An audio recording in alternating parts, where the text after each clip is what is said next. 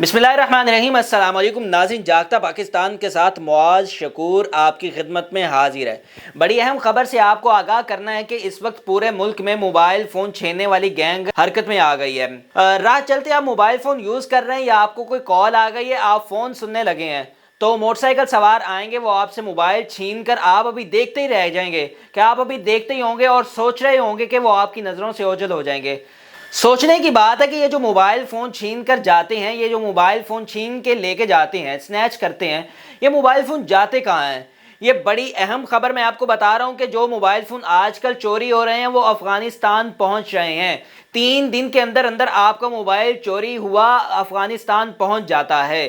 अफ़गानिस्तान किस जगह जाता है? अफ़गानिस्तान का एक इलाका है जलालपुर, जो कि पेशावर से 90 मील के फासले पर वाक़या है। आपका मोबाइल फ़ोन जब चोरी हुआ है, आप अपनी लोकेशन ट्रेस करते हैं, 3 दिन के अंदर अंदर आपके मोबाइल की लोकेशन अफ़गानिस्तान के इलाके जलालाबाद की शो हो रही होती है। आखिर ये सोचने की बात है कि अफ़गानिस्तान में मोबाइल फ़ोन पहुंचकर इनके साथ क्या किया जाता है।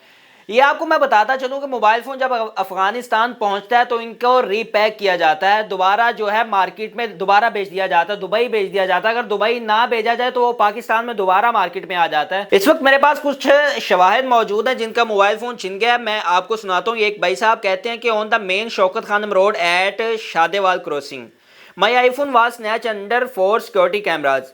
It was traced after 2 hours on Mar Road for a minute and then at Jalalabad, Afghanistan after 3 days.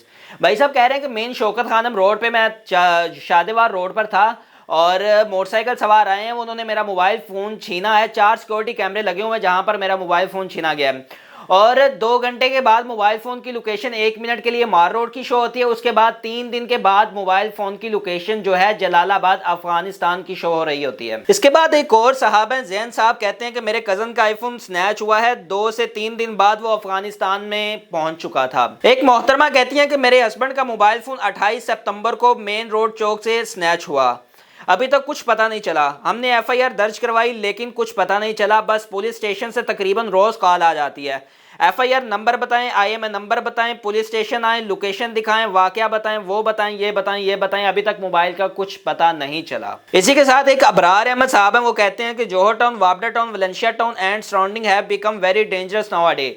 कह रहे हैं कि जोहर टाउन, वाबडा town, Valencia town, Shaukat Khanum road जो है ये बहुत खतरनाक हो चुका है। यहाँ पर लोग जो हैं गश्त कर रहे हैं कि जो भी उनको मौका मिलता, कोई बंदा मोबाइल फ़ोन यूज़ कर रहा है सड़क पर, रोड पर, तो वो उसका मोबाइल फ़ोन छीन कर गायब हो जाते हैं, नज़रों से ओझल हो जाते हैं।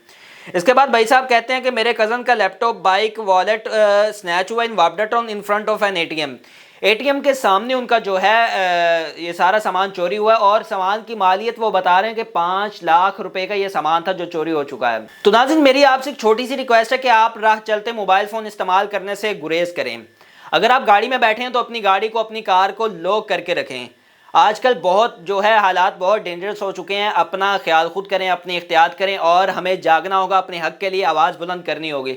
इसके साथ मेरी गवर्नमेंट से गुजारिश है कि अफगान एम्बेसी से बात करें, हमारे जो इंटेलिजेंस है उनको एक्टिव होना चाहिए और जल्द अज जल्द इस जो है इस गैंग को, इसको बेनकाब करना चाहिए। इसी के साथ अपने मेज़बान मुआज़ शकूर को इजाज़त दें। इंशाल्लाह मिलते हैं नेक्स्ट वीडियो में। अल्लाह हाफिज़।